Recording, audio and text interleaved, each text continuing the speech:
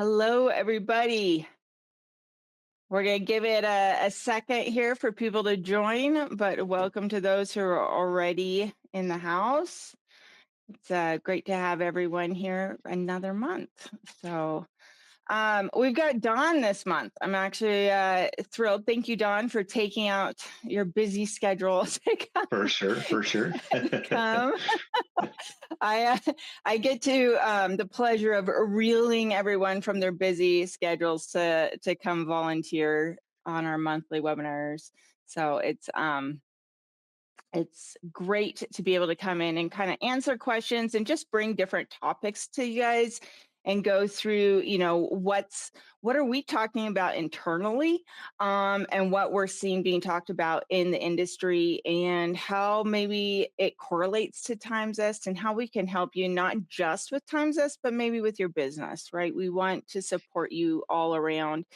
Um, if you haven't been to one of our webinars or spoken with Don or I, we've been, Don, how long have you been with TimeZest now? You've been with us for a little bit Um, now. yeah, about a year and a half now, if I'm not Okay. mistaken. Yeah, so a little Yep. bit of time. Yeah. So we brought Don on because he's got extensive knowledge on the MSP space, and I'll let him give a little background intro for everyone. And then I've been here at TimeZest almost 6 years now, Don. It's It's crazy. crazy. It's gone by really fast. Teaching TimeZest to MSPs, and it's been a real passion project for me. So I'm excited to be here. And we have the chat, on the side. So please feel free to put in questions. We'll go through and answer them throughout and engage with us. We call it office hours for a reason. We want you guys to engage. We want you to get value out of this. And so the more questions you put in there, the better. I try to end these a little bit early, but we give ourselves an hour just so we have time for your questions and concerns. This is being recorded, and Alan in the background is our magic marketing guy, and he's going to go through and get that on YouTube for everyone afterwards. So it's going to be right along with all the other webinar recordings we've done. But with that said, Don, you want to give them a little background so they know where you're coming from. And then, Don, I've kind of tasked to really have this conversation with me today, and give you guys some little nuggets of information to take back and see if you can apply them to your business. Okay. So, Awesome. Don, Yeah, tell us a little bit about yourself. will do. Thanks, Joe. As Joe Yeah. mentioned, been here with TimeZest about a year and a half. Came from an MSP before TimeZest. Spent about 10 years there, started as a level one, moved up to a level two role, and then eventually took over the service desk management and service delivery role there at the MSP that I came from, and just held every single position I felt like on the service side at some point, oversaw dispatch and on sites and all the tiers. So I've got pretty good extensive knowledge when it comes to the MSP space. And we did also use TimeZest at the MSP I came from. So I got some insight into the product before even coming on board here. Fantastic. Well, we wanted to kind of bring some, we've been talking a lot internally about different dispatcher positions. And if you've been following our blog or our LinkedIn, you've probably seen that we've had this theme lately, of, researching and talking to dispatchers. And so we thought we would just bring, kind of a little bit of conversation around that. Um, let's go ahead and let me put this PowerPoint, we got to do it. Now it's been finicky with me. What is on the file is not what presenting fully today. So if you see things cut off, I don't know, it's being a pain. Uh, Don and I were talking about how every time you try to do a live demo of anything, you're always Oh, asking for something. um, but let's go ahead and do this. We want to talk about thinking about the way that your team is working, right? Are you being reactive? What are you being proactive about? What processes are supporting these different mindsets? What is your dispatcher like? Do they hold all the information in their brain and then everyone else is kind of lost in the sauce and doesn't know, what's going on or who's good at what? I've always really advocated for putting things into writing or into processes or automation because I experienced this when I worked for ConnectWise. I was actually that's how I got into this space was being a dispatcher for ConnectWise. And as dispatchers left, it was like the information left with them, right? And so um, I've always believed in kind of being able to make sure that the information that's in their brain is available to the team or things are logged, and it's the same old if it's not in the ticket it didn't happen kind of mentality, right? If it's not logged. So let's think about that. Let's think about how we're going through these processes a little bit. But um what is reactive, Don? What do you consider React. reactive? Yeah, it's a good question. To me, reactive, it's a pain. I'm going to bluntly throw it out there, right? I think reactive service can be a pain for MSPs. Not all, right? Some thrive in the reactive space, but it does create some headaches for the team overall. And we've got a few here up on the slide, right? Coverage gaps is a big one. When you're reactive support based, you're going to run into coverage gaps across the team. When the dispatcher is out, who is going to jump in and cover dispatch and triage? When your techs are out, who's going to take over their tickets that they already had scheduled or that they were in the middle of? If your manager's out, right, who's going to oversee the team and run the show? That's the biggest one that comes to my mind, just when it comes to the coverage gaps that we see on a day to day for reactive support. And then the other ones that we have up here are pretty important too, right? Cherry picking. Obviously, we don't want your techs to cherry pick tickets, right? Because they're always going to pick their favorite customer that they like to work with and the easy tickets that they know they can solve and fill their day with, which isn't best for the team, right? Because it's going to lead to one tech being burnt out and having all of the hard tickets in their name. And then the other two pieces here, the no standardized triage when it's a reactive base model, your team is just blindly sending out tickets out there. They're not putting the right TSI type, subtype, and item to the tickets. They're not prioritizing the tickets properly. They're not setting the SLAs properly on those tickets. They're just getting it out of triage and getting it off to the team so they can work it. But that doesn't give enough value to the techs, right? If they don't know what they're getting into, they may go into the ticket thinking it's one thing when it's another and not allocate enough time to that ticket itself, which is only going to put your customers in a bind. And then the last point here that we have is the single point of failure.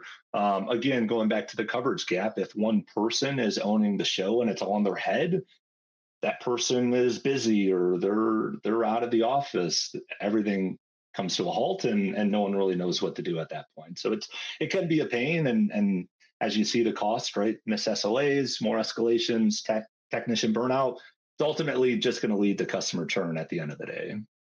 Yeah, it all trickles down to the customer experience, right? And I think we've talked about that a lot here at TimeZest is really being intentional about how your processes and your standardization of just internally can really does impact the customer experience in the end. And so always keeping that in mind, and I would say even when you do your internal training or conversations, keeping that at the forefront, right? Everything that we do, it may just feel like we're getting through our work, but the customer experience is the main goal, right? Because if they're not feeling like they're being taken care of, even it I've noticed even customers, if it's not right away, right? A lot of them understand that they're not the only person, right? We all have those sideliners, but we have, most customers understand they are not your only customer, right? So even if things take a little bit of time, the biggest thing is the communication piece, the consistency, and the standardization where they know what's coming. They kind of have an expectation that has been set not by themselves and what they're imagining it should be, but you've set the expectation. You've communicated what it is. And I think that's really important to um, meet that expectation of your customers. So, the standardized triage, this is something I actually see in typically newer MSPs, but I've seen it in seasoned MSPs as well, where they may have had it one way and they figure out, oh, that's not working best, or it falls off the habit. And then, these ticket types and subtypes and things like that are not being set properly, or there Mhm. is a lack of automation to it, or maybe there's so much automation, that people aren't actually looking at what is there, what they need. There's kind of this balance to it, right? For So, or sure. it might be incorrect. Okay. So, dispatching breakdown, and so I kind of wanted to go over this was under dispatching and over dispatching, and so under dispatching is when things kind of are just sitting there, right? Or when or a tech picks up what they feel like is fair, but that really doesn't take into account skills or workload, or what they're maybe good at or what they need to work on, things like that. I remember, dispatching, and it was all in my head who everyone's skill was, right? And so being able to know that and be able to categorize it and put it down, and then build a process around that, can be really easy.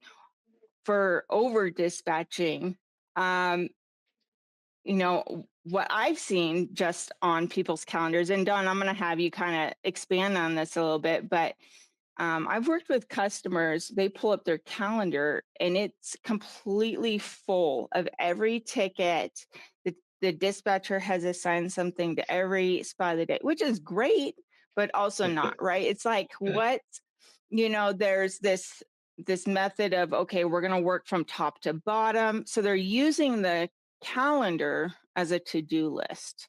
Um, what have you seen with that? What can be some positives to it, but also downsides?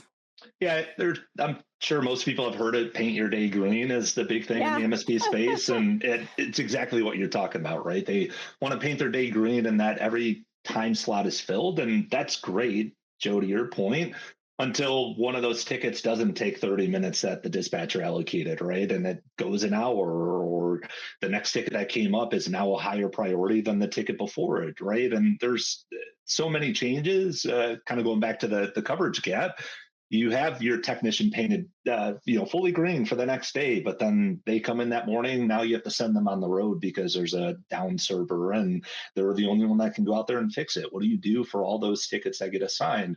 I don't know about the folks here in the call, but for us, we had notifications going out to the customers when things got scheduled, and we told them, hey, we're going to work on it at this time or on this day. And if they got that notification only to turn around and find out you guys didn't work on it, it's again just going to lead back to customer dissatisfaction and ultimately customer churn if you don't take things easy with them. So it's like you said, a fine balance for sure between making sure the techs are busy but not too busy, but you're still organizing the tickets in the proper way, and that's why we have under versus over. Right in the middle is a good spot. You can Yeah. fill someone's calendar half the day and tell them to grab some back end tickets that aren't super high priority, and you have a good balance. Right. So the dispatcher is going through looking for the higher priority things and maybe putting those on the calendar. And then anything that's not high priority can stay in the to-do list, right? Or on a queue of sorts. I just want to do a little, poll here. Are you guys working? If you don't mind, put in the chat, are you guys painting the calendar green where your dispatcher is putting everything on the tickets? Are people pulling tickets?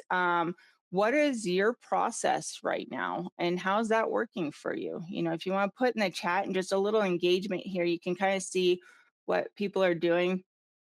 And if you have a benefit to the way that you're doing it or a negative that you've seen, let us know. And let's think through this. Yeah.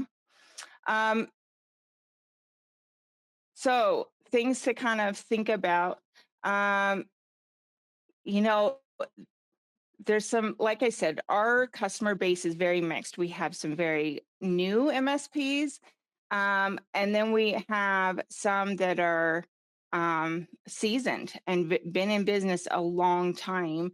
And I do know that even, I've actually seen sometimes customers that have been in the industry a long time, their PSA might be a mess, right? So they might have, you know, ticket statuses or things that are outdated or needing updating or cleaning up, just as much as a newer MSP might need to go in and actually add some things. They might not have everything that they need, and they haven't really defined their processes as best. But paint mostly green, priority based daily. Yeah, great, Peter.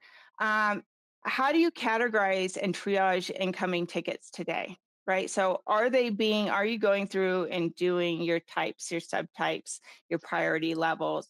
Do you have SLAs automatically being pushed through? Um, and how long does a ticket sit before it's dispatched and scheduled, right? I've seen um dispatchers that are on it, right, immediately. uh, and then I've seen some, they're doing multiple, they wear multiple hats, right? And they're going through and they're doing the chess maneuvering, the chess piece moving, and they're calling customers and they're triaging. And they might be a little more on the technical side where they're actually triaging tickets in a way that they're taking the low hanging fruit, right? Is that, it's what's the best use of their time, right? Mhm. And we, even with having TimeZest, or when they, are just bringing TimeZest on, we see that they're trying to schedule things, right? Instead of just sending out a TimeZest, So looking at where are these sticking points, where can we, improve their use of time, their knowledge. How many appointments does your dispatcher manually move per week? I thought this was a good one to kind of think about, because if you're painting green, right, and something high priority comes in, there's shuffling that's happening now, right? Who can Yep. take what, moving everything on the calendar, there's this massive reshuffle that goes on. And some of the calendars I've seen are just crazy, and so that would be what a task, right? Yep. And then what happens, God forbid, when your dispatcher calls in, right? And Never they're not happens. coming, never, right? Or they give you a week's notice. Yeah. How is this impacting your business? Think of the friction points in these different, things, and where maybe you can reduce that friction. Don, do you have anything to input here while I look at people's responses? Yeah, I was just doing that. It seems like most people are trying to paint the day, and Yeah, it seems like 60 to 80% is kind of the target for yeah, utilization based off of what we're seeing, and that's exactly what we had at the MSP I came from too. And for us, we were kind of in a hybrid model. Like we had a quick fix status to where low back end type tickets would go to, and the tier ones would just simply grab it from the oldest in that queue. But we had a time frame to it. If it wasn't grabbed within a couple hours, dispatcher would then get notified and then put that on someone's calendar to be worked from there. So again, it doesn't have to be a full extreme one way or the other. A hybrid definitely could work for some folks, and yeah. yeah. And I'm definitely seeing, this is not just something we're talking about, but I'm seeing it in the industry, talk a bit about, how can we improve these? So, and keep seeing the 60 to 80%, utilization. And so that's kind of, where it's interesting that, you guys are sitting right where I was thinking. So, uh, what does orchestrated look like? Don, if you could be like, hey, this is, you know, um, if I could give you a cutter template, of course, we don't want to give you, we want you to take the ideas, throw away what you don't want, right? But what does this kind of look like? What would you say? Yeah, it's a good question. Obviously, there's never going to be a perfect, Yep. solution to every ticket that comes in, as we all know, right? But obviously, it starts at triage. Like that has to be the first thing that gets solved, and the best way for triage is to try to automate it as much as possible. Like obviously, it's never going to be fully automated, in my opinion, Right. at least. There's going to have to be someone that oversees tickets and shuffles things around in the triage process itself. But whether you're using a tool to automate that, whether you're using a workflow to automate that, there's going to be tickets that come in that can just fully be automated, and it could be handled by hey, here's a notification to your customer close ticket because that's all they need, or hey, here's a ticket moved to another board, and the knock or the project team is going to handle it. So automation is obviously the stepping stone to making it orchestrated. Let's automate the tickets and in the triage process, and get that automated as much as we can. And then kind of next step to that, as you have here, the role clarity. After things are being automated on both triage and dispatch, everyone has to understand what the role is within the organization, right? And if you're automating tickets to be assigned to techs by automation, then tech should understand what their skill set is, understand what tickets they can and cannot work, understand when they may not need help. That Yeah. all that has to come into play when it comes to the role clarity. Managers have to know when to step in and not step in. Right? We've seen managers jump in too quickly on issues when the team could have solved it just fine, right? So everyone from top down has their own role, and it has to be clarified for everyone to understand. Hey, if this situation comes up or this ticket comes in, here's what everyone's going to handle. And then the last piece to it all, the visibility, and that's key, I think, for everybody. But dispatcher and management's probably the two key components to the visibility. Dispatchers need to know, like folks have said in the chat, when priority tickets come in, high priority tickets come in, what things have to be shuffled around, what things have to be reassigned or rescheduled. And then same with management, right? If they see a ticket coming up on SLA timers, do I have to reach out to the customer? Do I have to reach out to my leadership team, right? So that at the end of the day, those would be the kind of the key points to making things as orchestrated as possible, so your team's just kind of clicking on all cylinders. Something you said there kind of triggered a thought, of a tech knowing when to escalate, right? So, if they are working on an issue and it's taking a long time and that clock is ticking, right? When do they call it? I think that's a good thing to kind of talk about with your team and think about internally of like what's that point when you say, you know what, you could mess around with this for another hour, or you could escalate it and then that billable time's knocked down, right? So Yep. um and get it resolved faster, right? So I And think we everybody yeah. sorry to cut you off. We Yeah. to that point, we've seen, or I've seen folks usually keep their tier ones, their level ones at like a 30-minute window. They're, especially the newer ones, they don't want them to work tickets longer. And then, Yeah. after you get to a tier 1.5, level two, then you have a little more free range to work things a little bit longer. But even then, in that situation and that role, they still have to know, hey, this is a VIP client, or this is a client that's already on the ropes because of past issues, right? I got to raise my hand sooner than later. But ultimately, it's for the MSP to make sure those folks have a way out, and whether that's a Teams message, a Slack message, raise my hand in the office type situation, they have to have an out. So to your point, they're not just sitting on tickets too long. Yeah, and that's something we come all across with new TimeZest customers is their techs, run long on their meetings, right? They're not used to being like, "Ooh, I'm reaching the end of my meeting time. I have another meeting after this." And the instinct is to push the next customer, right? Um, at in a lot of those situations, what they need to be doing is saying, "Okay, we've reached kind of the point that we can work on this right this moment. I need to escalate this, right? Because you do have another scheduled appointment and you haven't resolved it in this 30-minute window or this hour window, whatever it was that was designated that should have been the appropriate amount of time to fix it." So um I think fighting against that instinct to push the next customer. And obviously, there's always going to be situations where things are just, blowing up and computers are on fire, as I like to say. That, there's no black and white in this industry, is what I've seen. There's Yeah. no like one shoe fits all. Um, Besides, starting with a restart, and that might fix it. So that's the Yeah. only thing you can count on. Okay. So many service alert banners. Yeah. Yeah. We had a lot too. Okay. Um,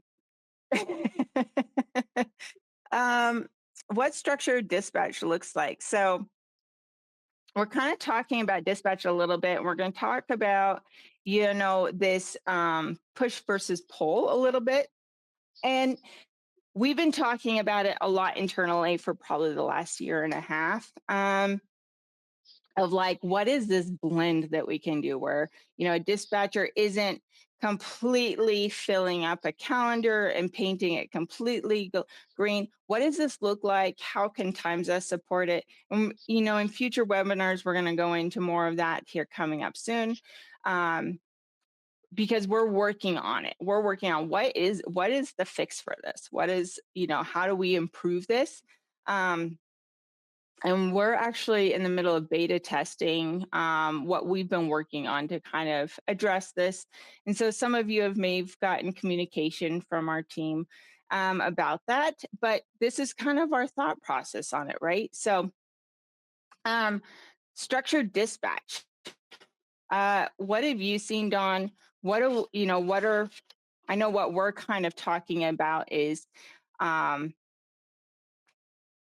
trying to look at the pull method and improving that and making it actually the better way to go about it. Mhm. But I'll let you take it because I know you've got some good insight on this. Yeah, I kind of hinted on it a little bit. Obviously it starts with the intake and triage of tickets. Like that has to be flushed out.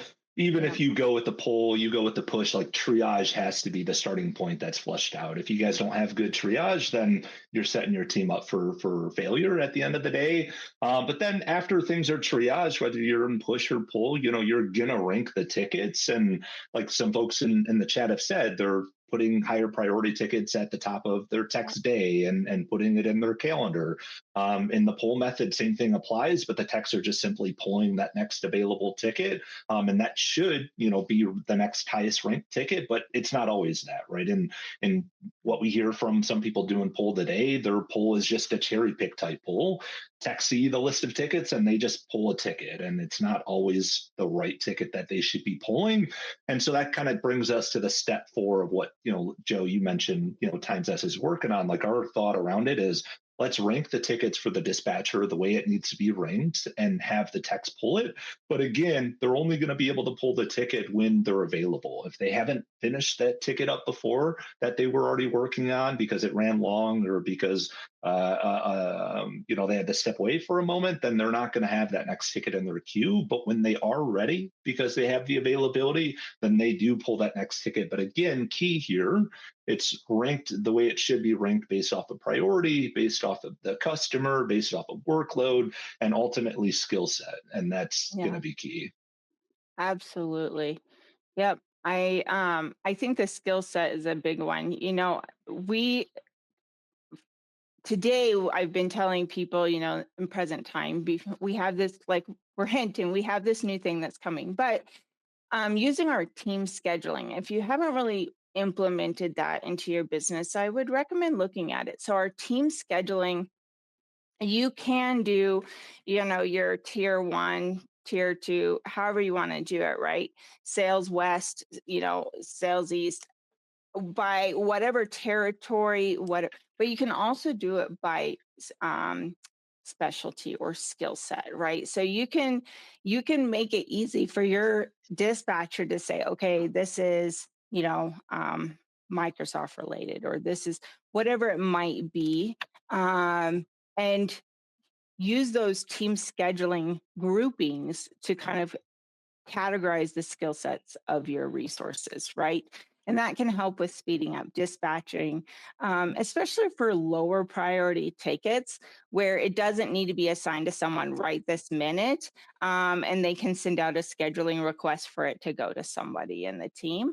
Um, Look at that team scheduling and how you might expand on it or make it a little more dialed in for your team and your resources, right? Yep, agreed. Um, so type, subtype, and item, you know, it seems like a basic thing, but I really do see MSPs that don't have these set up. And so it's interesting, you know, what is, we know that sometimes when a ticket gets submitted, it is the most vague thing ever, right? And trying to figure out, I need help. Oh, okay, so what does I need help look like? What does that mean, right? Yep. So, okay, how can we help, right? So let's look at and diagnose from the little bit of information the customer has given us. What does that look like, right? Don, what what you got here, man? Yeah, no, yeah, I was gonna make a comment. We had a kind of not exactly TSI related type subtype and item, but summary, same concept. We had a customer. Every summary of a ticket, it would say hot, all exclamation points with like 14 exclamation points. It was funny because everything to her was a high priority, right? That's just how she Right, started the ticket. It was just hot. And then the summary of the ticket, which was great, but it was, hey, I need a printer added. Like it's not a high priority issue. Like your team is printing just fine. We just need to add a new printer. So yeah, to your point, like TSI summary, like those are definitely key to the triage thing, and you're just setting your team up. And I've said it before, you're setting your team up for failure if those things aren't being categorized the way they should be. yeah, and having the little, you know, be able to navigate what is priority versus what your customer thinks is priority, right? And being Yeah. able to annotate the ticket correctly. Um, yeah, I always am entertained by that. We get those ourselves where it just says help. It's like, okay, how can we help? Right? What are we helping with? um, Structured, not preference. So push versus pull. So, you know, this polling, the push method is what most, I feel like most MSPs do, that we run across. Now, that's where the dispatcher is out there assigning the tickets, filling up the calendar, on the tech's behalf, right? And yes, a lot of them prioritize like, hey, you know, 8 a.m. is highest priority, right? So they're going in and shuffling things where they need to be. And then the other side is that of that we've mentioned is the poll where the techs, maybe they don't have a dispatcher, and I'm actually seeing this a more and more. I feel like lately, Yeah. where they're just like either they need to hire a dispatcher, they're in between dispatchers, or they're like, you know what, we don't want to hire a dispatcher, right? This is working okay-ish. You know, it's not worth the cost at this time. Um, so I've seen a mixed of it, right? And they've made what works, you know, they're making what works with what they have. But this text claiming work, and initiating scheduling themselves. So I see this extreme, whether you have a dispatcher or not. So if you have a dispatcher, what I see is they sometimes they want the dispatcher handling all the scheduling, right? The dispatcher is supposed to reach out and schedule. The dispatcher, sends out all the scheduling requests. If they're using, you know, the TimeZest pod, they're sending that out. Um, and the tech is not allowed to schedule anything themselves. So let's say the tech finishes and needs to schedule a follow up or needs to schedule their next meeting. They're then pushing it back to the dispatcher and then having the dispatcher schedule that, right? Well, there's a balance there where, you know, if the tech already has the ticket, times this is pretty simple. I would hope they'd be able to push a couple buttons at this point. So, you know, maybe instead of it going back to dispatch, the technician, they know what they need already, right? They know they need another 30 minutes. they can send out that request themselves, and keep the ticket. And that keeps the dispatcher's view on higher priority things, right? They're not trying to be a middleman for what the tech already knows they need. Um, and then, when they don't have a dispatcher, the tech is doing it all themselves anyway, right? They're Yeah. pulling the ticket, they're working the ticket, and they're sending out the scheduling requests, they're calling them, right, all the things. So not having, the automation in both, right? If you don't have automation for things to go back to the correct board or move forward or whatever, that can kind of hinder it as well. And having visible, is that me that's glitching? Yeah, I think you just a little bit, Joe. Did the internet just go into the abyss? This is a thing, everybody. Okay. This is a thing. I live in the mountains. I can hear a storm rolling in, and I just paid for the fiber because they just put it in at the end of the street. We'll see how this pans out. I'm still holding my breath. But anyway, I feel like every webinar I'm talking about my internet. It's 2026. Oh my gosh. Uh, Okay. So it's my Achilles heel. But anyways, Don, I lost my train of thought there when I it's all started good. seeing swirly, spiny, Yeah, no, connections. I agree with what you're saying. From my perspective, what I've heard a lot of too, it's more of a mindset thing, depending on if you're on the push and the pull. And one pro for the pull side that I've heard, when it's a push method, teams seem to think it's my ticket because I was pushed the ticket from the dispatcher, so they own the ticket. Whereas in a Mhm. pull method, what I've heard is it's more about a team aspect, like, hey, we're pulling the ticket as a team, so I have others I can jump in and help if I get stuck or I need to raise my hand. It's not everybody, but it's a common mindset thing I've heard from some MSPs, and it's interesting to think about.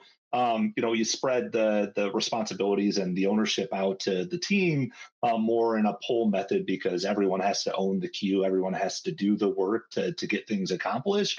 Whereas in a push, everyone just has their blinders on and they're focused on only the tickets they're assigned to, and Yeah. maybe don't want to help, or not saying don't want to help, but maybe don't have the bandwidth to jump in and help others if they get stuck. So think about that for a moment, and see if you're on the push, if the pull would change mindset for the team or not. Yeah, that's a very interesting perspective. I hadn't thought of that. I love that insight. Um, so how is TimeZest powering each layer? So the automation piece, the role clarity, and the visibility. How are we doing it now? And how is this, we're looking at kind of changing this and influencing this better in the future. And this is the near future. This isn't like a year from now, you guys. This is, we're talking months. So, or less, but not Hopefully. promising anything or ever, never promising anything. Anyways, uh,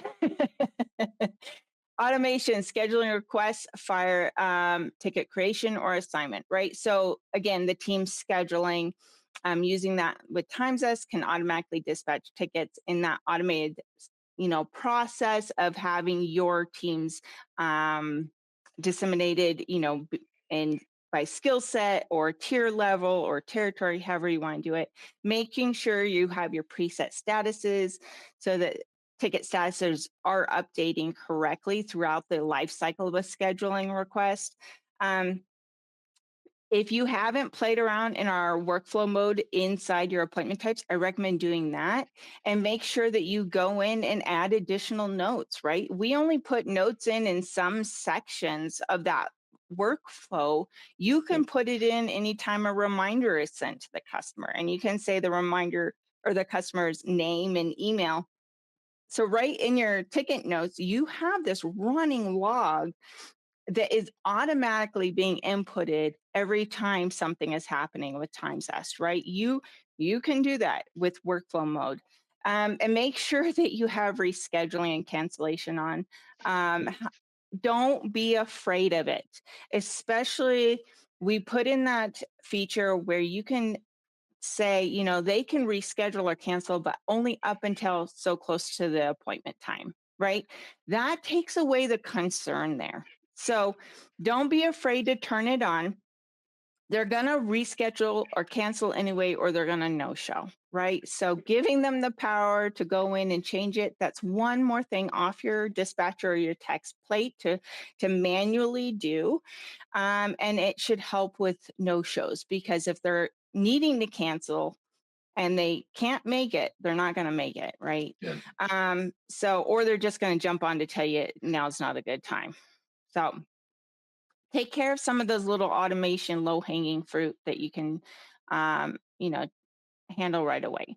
Um, Appointment types match, ticket type or the need, right? So we've talked about this with how MSPs use TimeZest. We've talked about using that as that article as some inspiration for different appointment types. You can have your standards phone call, Teams meeting, remote access, but you can also break out of that box and have appointment types that support your different deliverables. So it's a new hardware setup. What are some that you see, Don? I feel like I'm kind of, Out of the loop a bit. Yeah, no, yeah, eh, to say the least. I think we all get to that point when we're all busy all day, every day.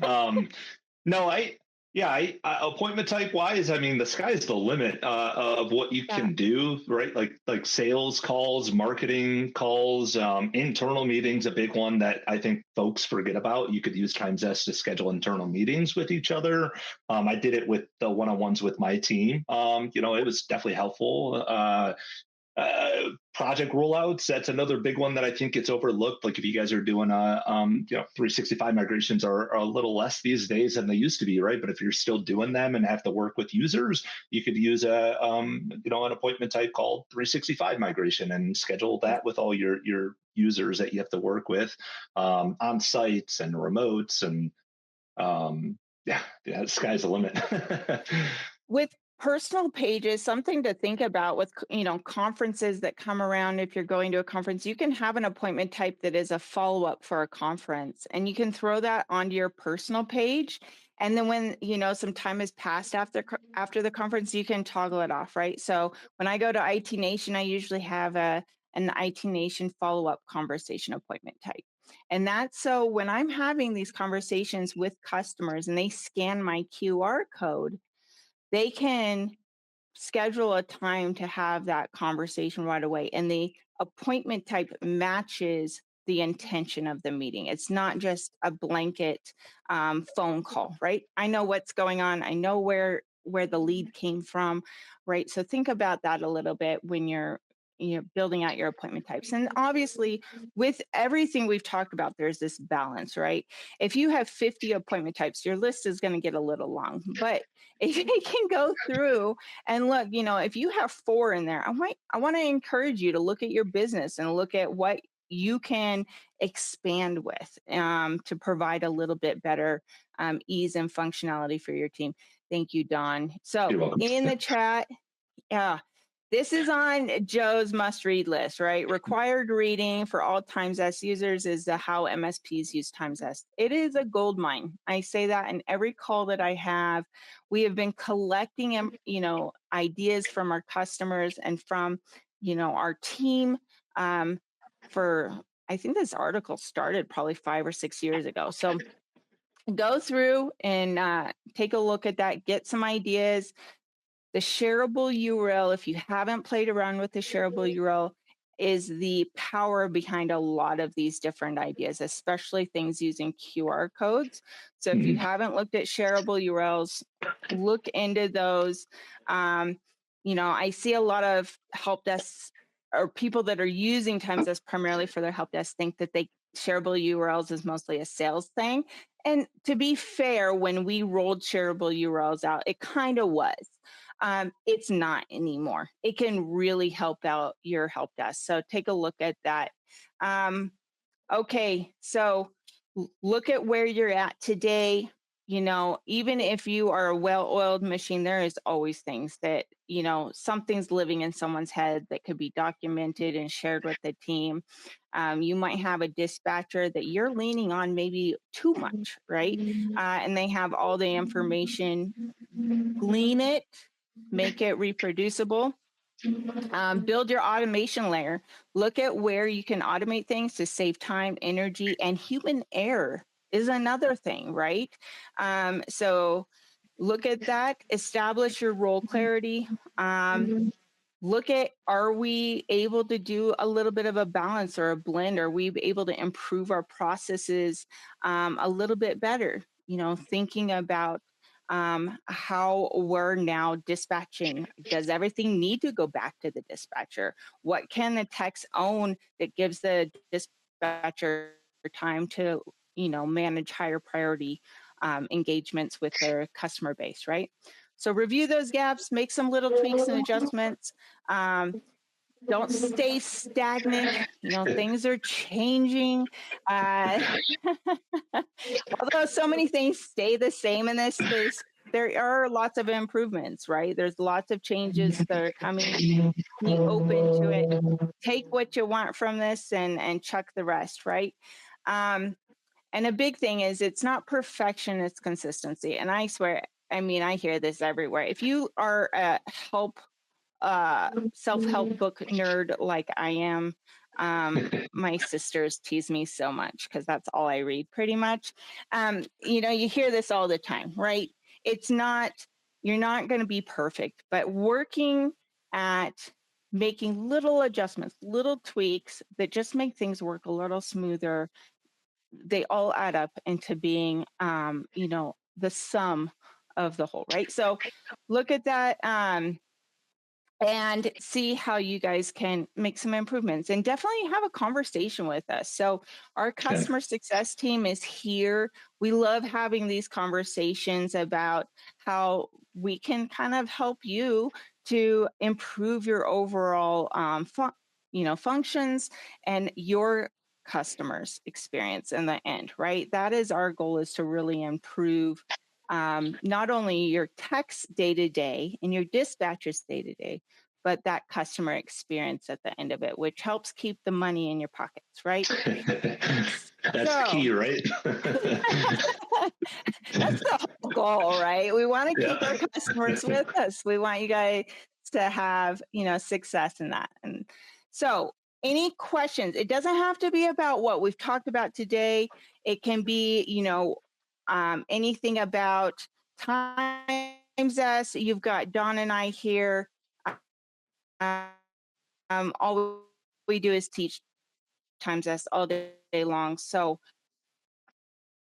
I'm getting spinny spirals again, but I'm here still. So, ask your questions, get it in the chat. I'll give you a couple minutes here and then we'll cut it. I know it says get in touch and it's cutting off on the system. It is not cut off on the PowerPoint file. I will just say, okay, Yeah, it's I help at looked it over. timezest.com.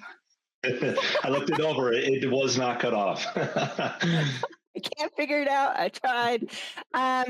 So help at timezest.com, that goes to our support chat. That's the yellow little chat box in the bottom right-hand corner when you're in app. It all goes to the same location, okay? But if you're in the system, you can reach out through the chat bot. If you're just in your email, send us an email.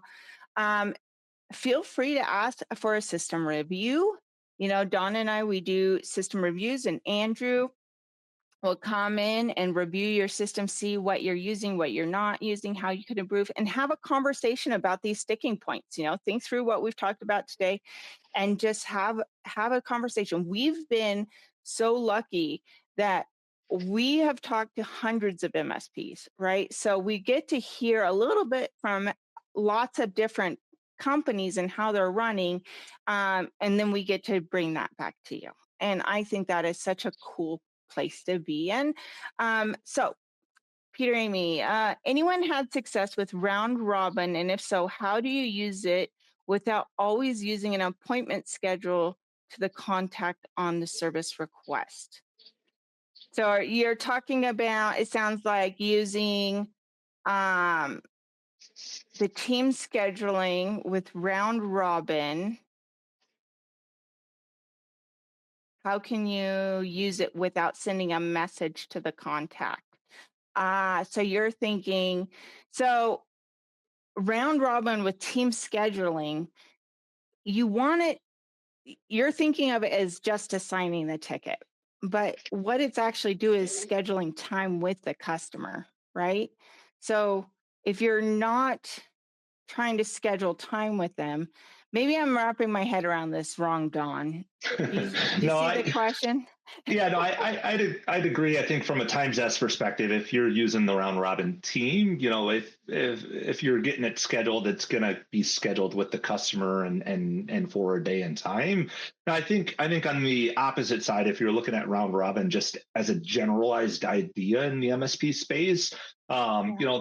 then things are a little bit different. But from a TimeZest perspective, yeah, our round robin is more directed towards the actual scheduling of the appointment with the end user, more so than just getting something on someone's calendar. Does that make sense? I hope so. Okay. I mean, if to be just very like what you can and cannot do in times this in workflow mode, you can go through and remove the emails being sent to the customer. If you want to be like, hey, we want to, you can do that. Yeah. Um, so if you want to go in there and you want to use, I don't know how you would want to do that. Maybe in the we have the new part of the pod, they might be able to just schedule it where it's, yeah, you could remove it, sending communication to the customer. Um, I feel like that might, I don't know what the benefit overall would be for that versus just putting, a scheduled resource on the ticket, right? I think the one benefit would be from your dispatcher's perspective, like eliminating them to think about who's getting the next ticket. They just pick the team and let the team schedule it out. That's true. So that could be a good benefit for a push model where you want it to be a round robin. So yeah, Yeah. to follow up to your point, Joe, yeah, I think removing the external communication to the customer, have your dispatcher schedule on behalf of the customer with the round robin team and then pick the day and time that works, and then that would just get assigned to the next person in queue, but then it wouldn't notify the end user. You could definitely do that. Yeah. So possible, yes. Depends on your goal. Any other questions? This is your time, you guys. No? I'm seeing people kind of trickle out. So I just want to thank you all very much for joining today. Again, the recording is going to be on YouTube. Alan in the background, thank you, sir, for all you do. And he's going to make sure that gets pushed up there. If you're not following TimeZest on LinkedIn, I highly recommend doing so. That's where we make the announcements for our webinars and other thought leadership, like blog posts and all the things. So please do reach out to us. We are here to help and we love hearing from you guys. So with that, I don't see any other questions coming in. Thank you for your time. Don, thank you, sir. Appreciate you. Absolutely. Likewise, And Joe. Thank you for your time. yep, we'll see you guys next time. Have a good one. take, take care, everyone. Bye.